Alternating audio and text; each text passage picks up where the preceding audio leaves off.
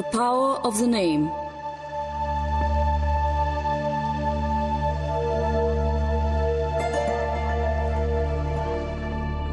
This place exists on the fringes of the physical world and the hereafter. Its powerful energy unlocks the secrets of destiny, unraveling a myriad of delicate and intricately woven threads. Each element of the sacred formula has a lot to offer. Each element has the power to take it all away.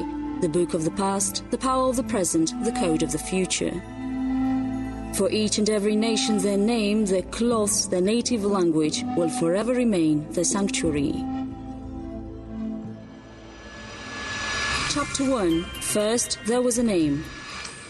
In 55 BC, the powerful state of Hunnu split into two parts, the north and the south.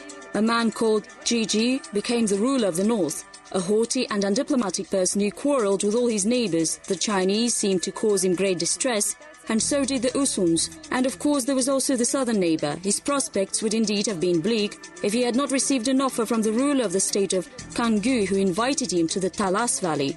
However, some time later, Jiji had a falling out with Kanggu's ruler as well. The reason of the conflict remains a mystery, although Jiji is known to have travelled to the upper part of the Talas River and begun the construction of a new city there. This is how the first name originated. Tanirkut or Tengrikut means the Divine One, blessed by heaven. The ruler of the Huns bore the title of Jiji and was also known as Tezek. He erected high towers along the bank of Talas River and fenced the area with a shaft. This is where he founded a big new city. From a distance, one could see the multicolored flags of Tanirkut city swaying majestically in the wind. Several hundred armed militia squads are standing on guard on the towers of the mount. Another several hundred horsemen are galloping briskly around the rampart. At the main gate of the fortress city, one can see a formation of several hundred infantrymen engaged in the training session. Centurions, Manipules, Principes and Hastati residing on the shores of Talas River were the ones who taught volatile nomadic armies the art of Roman battle tactics. According to famous Orientalist Lev Gumilov, Chinese intelligence reports on Jiji's activity contained information about the ruler's long-cherished plans to conquer the Uyghur and the Parthians. And even though the Uyghur and the Parthians were enemies, Jiji always had the option of taking one of these states as an ally. Apparently, he eventually befriended the Parthians and received from them assistance, including one centurion of Roman legionaries who helped the ruler build a fortified camp.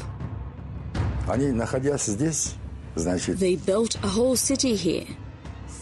It happened 2,100 years ago. The Italian capital is more than 6,000 miles away, and yet it is very close. From Jambul Avenue to Ulugh Street, along the university lies the line of Rome. Just a couple of years ago, the street was renamed.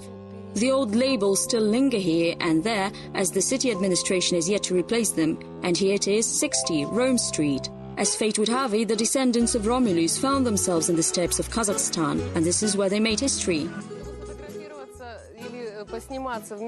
Having your picture taken with a legionnaire costs 5 euros. At first he asked for 10 euros, and now he's only asking for 5. And there is nothing surprising about that. It is no secret that legionnaires have always been a venal sort, in the sense that they were used to earning a living by selling themselves, selling their power and military force to different countries or rulers. Mark Kras, the man responsible for the brutal suppression of the Spartans' revolt, had always wanted to conquer the mysterious East, but in the battle with the Parthians he lost his beloved son and his own life, while his army, 40,000 men, was reduced by half. The 100 centurion warriors that arrived as a gift for Tezek were very lucky indeed. Instead of being subjected to humiliating slavery, they were offered garrison duty. These famous captive Romans, who had once been a part of Mark Kras's army, were sent here to guard the western border. 50 BC. The recently constructed bastion walls are somewhat similar to the military settlement on the banks of the Tiber. However, the unsteady fire of the burning torches is reflected in the cold waters of Talas. Imagine a parade here on the banks of the Talas. Perhaps there are a lot of torches. There are many people who have come out to see the newlywed bride off to the house of her new husband. Of course, people are rejoicing and shouting, and the actual words that they were chanting were Talasio, Talasio. They mean pretty much the same as our Russian Gorka. The cry is a customary way of congratulating the newlywed couple. The word did not just pop out of nowhere. It is repeated in honor of Taraz, the god of marriage.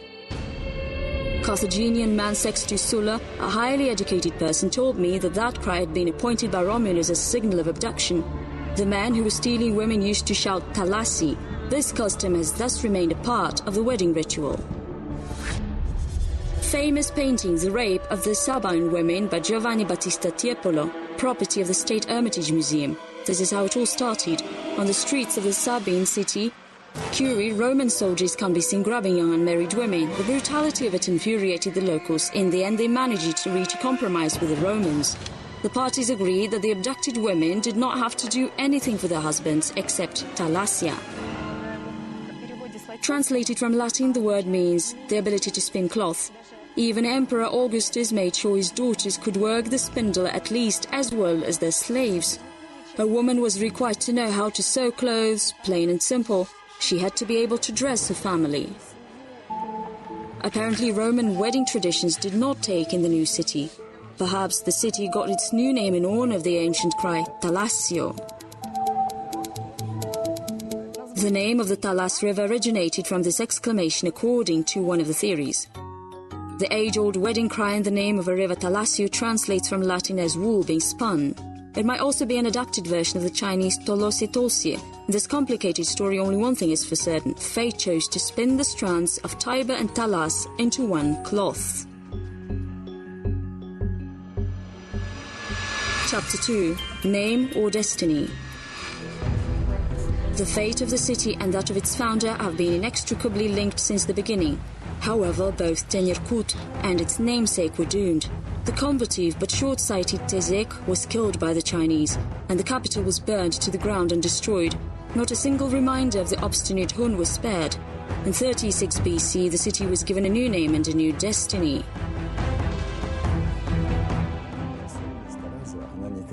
One of the main characteristics of Taraz is the fact that it has never lost its native dwellers.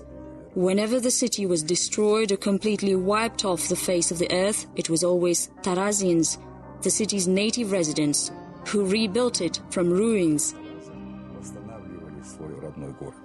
Another version suggests that the surviving Tenyerkut dwellers became Tarazians because the river was called Talas and not as a result of the Roman marriage tradition. The city is referred to as Tolosa, in the earliest written document dating as far back as 568 AD. In later documents, the name varies from Talosi to Talosia and Dalosi. At the western end of the river, there is a town called Dalosi, where the formidable fortress of Chigo stands. In the 10th year, the Tianbao troops of Cao Xin-chi attacked and defeated it. There is yet another theory about the origin of the name. This version is also closely associated with the founders of the city. Talac means captive, hostage in modern Serbian or Eurasian language. The word has retained its original meaning and is still used in this sense. However, this name is mentioned in one form or another in many dictionaries, and strangely enough, the definition matches the city's history quite perfectly. For example, there's a similar sounding word in Romanian language, Talaz, which means rampart, a defensive construction which has always surrounded the fortresses of the city. There is one more version. It is a fact that Talas means dispute in Turkic. According to one legend, this area was once home to two tribes who couldn't share the territory amongst themselves. In the end, they agreed to let the border lie along the waterbed of Talas River. The legend is based on actual facts. A long time ago, this area was indeed inhabited by two tribes, Karluks and Uysuns. When Turkic tribes arrived and settled here, they found Taraz much easier to pronounce than Talas. It has always remained in the thick of things. Today, the name of the street honors Tolebi, but in ancient times, the Great Silk Road used to pass through here. It was a regular, well-trodden path. They used to plant drought-tolerant trees on both sides of the trail to give the road a clear definition. The bazaar. This is where all of the city's roads used to lead. Here you could buy anything your heart desired. Here you could also rest before a long journey. Caravans from around the world came here. How long would it take approximately?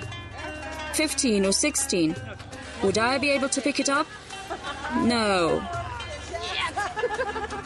the name that brought with it lasting happiness and solid wealth. Incidentally, one of its variations is an Arab word Taraz, which literally means decorated, embroidered, coloured. The word was used to describe embroidered fabric, often silk, which was adorned with ornaments or short sayings from the Quran. Arabic, Chinese and other historians define the city as the western border of the Islamic world. It wasn't until 751 AD that the infamous Battle of Taraz took place. The Arabs ended up defeating and banishing all representatives of the Sin dynasty, thus bringing here Islamic culture and Islamic religion.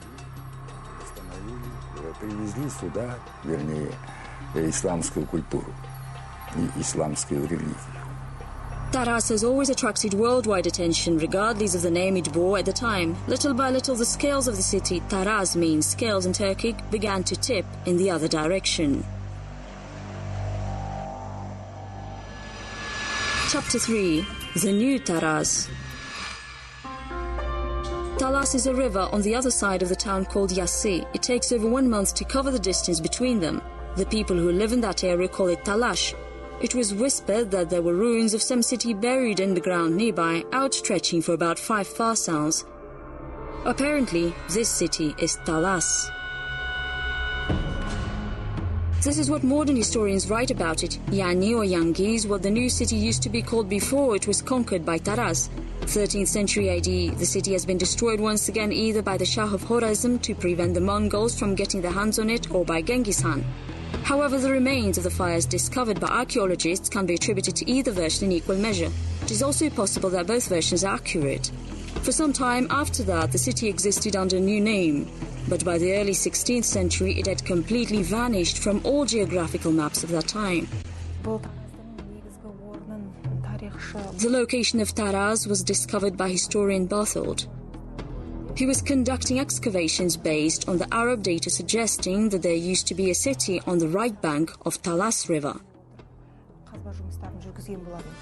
A small settlement remained. At various times, the area was part of the Chagatai Ulus of the Mongol Empire. Before the Jungarian invasion, the city belonged to the Kazakh Khanate, and afterwards it was passed to the Kokhans. The city had no choice other than to turn a new leaf every time. The river gave it to the will to win, and by the way, that is exactly what the word Taraz means in Sanskrit. And in the 19th century, the Holy Father emerged on the site of the destroyed Yani. In 1864, the city was renamed in honor of Saint Karahan, Auliyata. The name remained unchanged until the 1930s. In the decades that followed, the city changed names several times. At various times it was called Mirzayan and Jambul after Jambul Jabaev. Jambul, Auliyata, Yani, Taraz, Dalosi, Hinlos, Tamirkut, the multilingual and multifaceted Taraz, the city of merchants and bazaars, a warm and cozy place with all the benefits of civilization, ranging from spacious bathrooms to camel stalls. Nothing has changed since then, except that parking spaces have replaced the camel stands. The scales of Taraz appear to have frozen. In fact, the word balance is also derived from the same root.